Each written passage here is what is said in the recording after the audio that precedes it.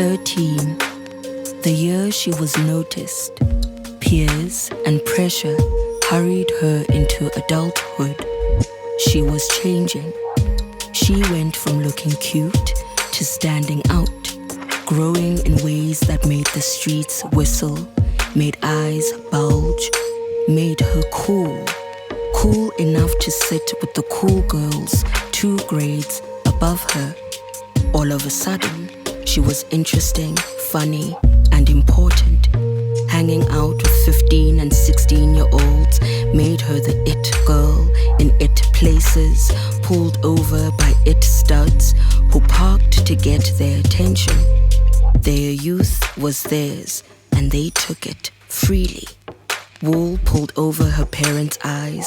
Sleepovers became makeovers. She transitioned from being a girl to almost becoming a woman. But she was still only 13.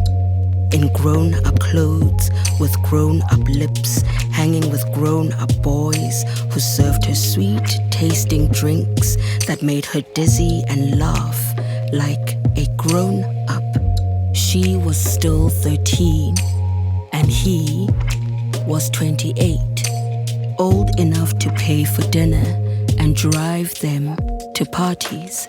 After being introduced as the girl I was telling you about, the night led them to the back seat of his car. His hands traveled in between her discomfort. This was part of growing up. This was part of being noticed, she thought. He undressed her. She tried to stop him. Don't be such a baby. She imagined her friends teasing. Everyone was doing it, right? Outside of the car, the pain still ringing in her ears. Her friends greeted her with knowing smiles and unspoken high fives. She was now truly one of them. First, the sickness came. At school and at home. Then the question followed, don't you use protection? Then came the fear and the feeling of being a child again, not knowing. After that, she lost more than just her friends. When her mother noticed and asked questions, it was too late.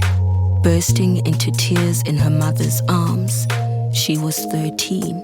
A baby, still. In the emergency room, she was 13. A baby, still. Too young to carry the child to term.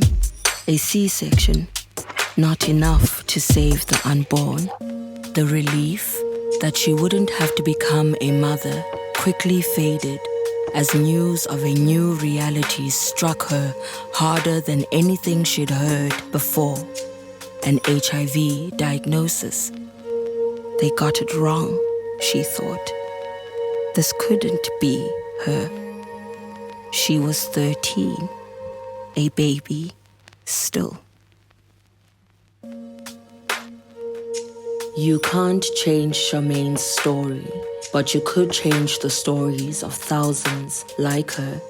Visit amnesty.org.za to take action.